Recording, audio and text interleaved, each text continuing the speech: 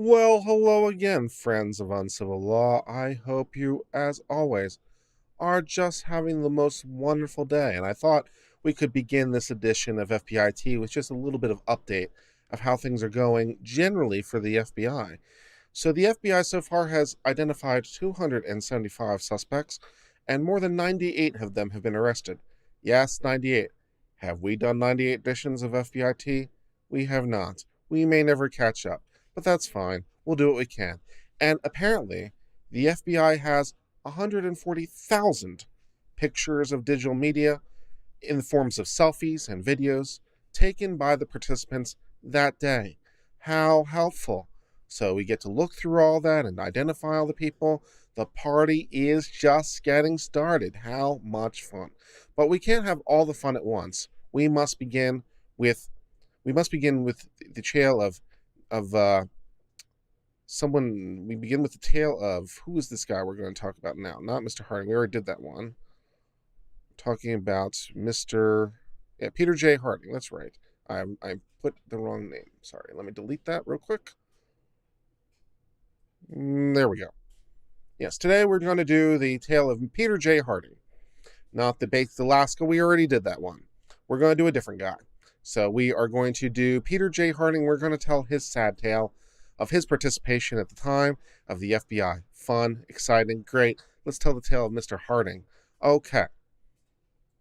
So we begin with the standard background of the events and all that wonderful stuff that we have and blah, blah, blah. And then we pick up the tale. We pick up the tale of Peter J. Harding here at the end of page 2. During national news coverage of the aforementioned events, the rioting and all, video footage, which appeared to be captured on mobile devices, of people present on the scene depicted evidence of violations of local and federal law, including scores of individuals inside the U.S. Capitol building without authority to be there. On January the 7th of 2021, law enforcement received a copy of an electronic video which appears to have been taken from a user's cell phone, and which depicts an individual who I believe to be Peter Harding standing inside of a house. A still screen from the video is below. There's Mr. Harding. There's Mr. Harding standing in his house with his jacket. Very exciting. I have reviewed the video, which is over an hour in length in its entirety. In the video, Harding discussed all of what happened yesterday. So we've got him now on video in his house, describing the events from the day before. He'd like to tell about his time. He'd like to recollect it while his memory is fresh and record the video for posterity. How fun. How fun. Great. Let's do that then. Yeah, so he says in this video, recapping his experience, Harding notes it's all on video. All of it. Everything. The FBI would love to see it. Later in the video, Harding states, we learned how strong we are. We learned how strong our voices are. We learned how strong our numbers are. If we can take the Capitol building, there's nothing we can't accomplish. County government, city government, town government, state government. Harding later states again, I was there. I've got it all on video. Harding also states that none of this was orchestrated. Well, not for at least Mr. Harding's perspective, I suppose. Couldn't speak to other people, but maybe Mr. Harding wasn't in on the orchestration. That might have to wait for someone else. Harding ends the video by thanking the Marching Patriots for organizing it.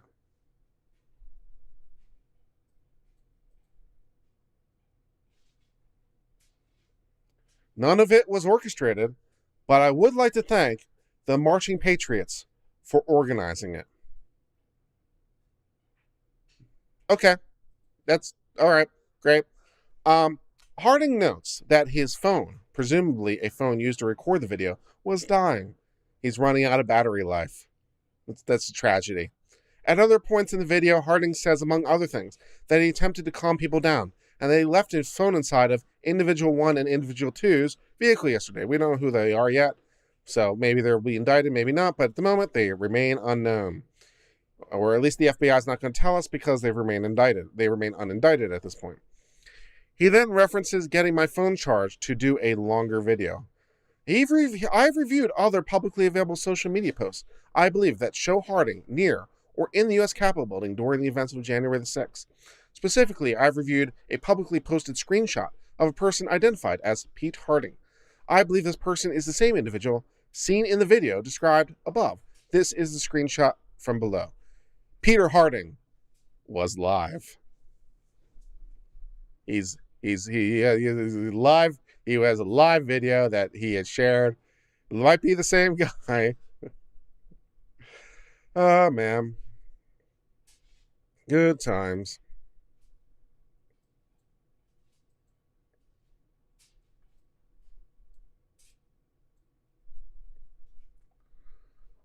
Yeah. I've also reviewed a video posted on social media showing a bald man wearing a maroon hoodie, similar to the one above. I believe the person in this video to be Harding. In the video, Harding and another individual can be seen walking around a pile of destroyed camera equipment in front of the U.S. building as other individuals shout, "CNN sucks, CNN sucks." At one point in the video, Harding is seen from behind, leaning down towards the video camera equipment. A still image from that video is below. So he's leaning down to get a closer look at the CNN stuff. Yeah. Presumably orchestrated and organized are very different legal terms. Not really, not that I can see. And there's a good show on Rakitas last night. I'll check it out. I have reviewed another video, which I believe to be of Harding, which was posted on a publicly available social media. I believe the photo shows Harding during the same events described in the previous paragraph. In the photo, Harding appears to be attempting to light camera equipment on fire. A copy of the photo is below. So here we have Harding in his lighting things on fire days, which I would like to remind everyone qualifies at least as attempted arson. So we can look forward, because we're using fire to destroy someone else's property. That's arson. And maybe he succeeded, maybe he didn't, but he was trying. That is attempted arson. So, I don't think in my game show I discussed the possibility of arson. I think I missed that one because I wasn't unaware of any fires at the time. But now we have to add another thing. So the game show now needs to be expanded. We need another browser tab. We need to talk about arson now. Fun. That's good. That's good times. I've reviewed another video posted on social media that shows Harding. Video, which is 24 seconds in length and dated on the 6th, shows a group of people inside a room that I believe, based on my experience with this investigation, to be a room in the U.S. Capitol building. In this video, a group of individuals is heard repeatedly shouting, "America first." At approximately 18 seconds into the video, Harding is seen walking in front of the camera. Harding also appears to be using his own camera to film these events. A still image is below. And so we got Harding on someone else's social media feed. So this isn't his feed. This is someone else's feed. Someone else is filming Harding as Harding is filming them. And then we got the chat on screen. How, that's nice. And he's wearing, what is this shirt? Is that the Lincoln Memorial? I don't know. I don't know what that's all about, but okay. On January 6th, the Buffalo News published an article entitled, "Cheektowaga Man Set Fire Outside, Entered Capitol Building During the Washington Insurrection." According to the article, Harding acknowledged he entered the U.S. Capitol for approximately 40 minutes. So now he's talking to the press.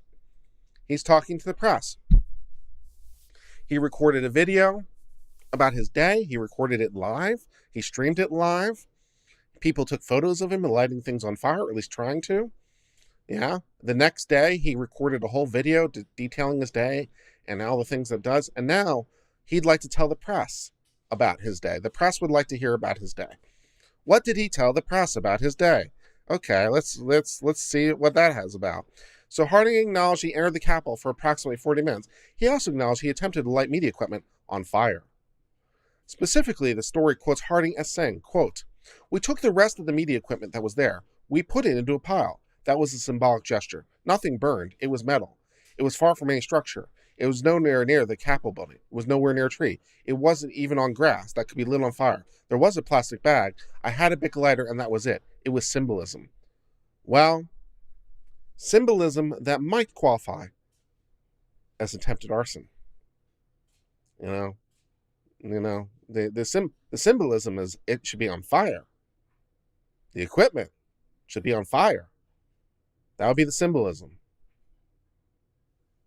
Could be attempted arson. We'll let a jury parse that one out. That should be fun. I look forward to this defense being offered at trial. It was just symbolism. Let's see if the jury buys that. That'll be good. Based on the foregoing, the FBI believes so far that he's entered the ground unlawfully, and that he has committed a disorderly conduct inside the Capitol, the same charges that all the friends are so far facing.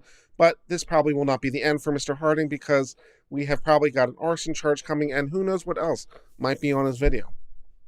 You know, how nice for all that video. So, you know, this is just fun. So let's just take a look. There were no super chats today, so you don't think under 18 USC 81 you can get to arson? Well, let's take a quick look and see if we can get to arson or not. USC 81. Arson within the special maritime and territorial jurisdiction. So yeah. Let's see. Attempt. We need to find the attempt.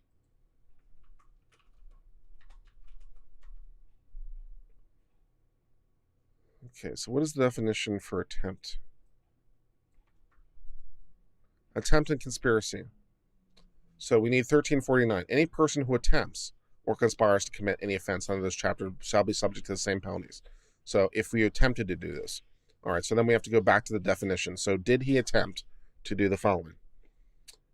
Did he attempt to willfully and maliciously set fire to or burn any building, structure, or vessel, any machinery or building materials or supplies, military or naval stores, munitions of war, or any structural aids or appliances for navigation, or attempts to conspire? Well, maybe not that, but we can get him under the DC code. So we might not be able to get him for arson under the US code, but we can get him under the DC code. Assuming there's not another definition of arson. Yeah, that definition is a bit of a stretch. Ooh. 884? 844? Let's see if 18 USC 844 is any good. 18 USC 844. Does that provide us any help? No. So yeah, maybe we'll get arson under the DC state code rather than the federal code. But that's fine. We got that coming down the pipe. So we'll give that a shot. Anyways, what do I think about these people being out on bail? I mean, it doesn't bother me one way or another. You know, we have their arrest. We have the ball rolling. You know, that's fine. Yeah. So we might not be able to get to arson under the US code, but we'll be able to get to arson under DC code. So that'll be fine.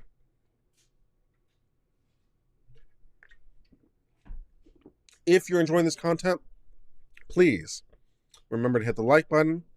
Remember to hit the subscribe button. You can become a member. All that stuff. Why are some of the rioters released without bail? Why are they released ROR? Well, right now the charges are just very minor.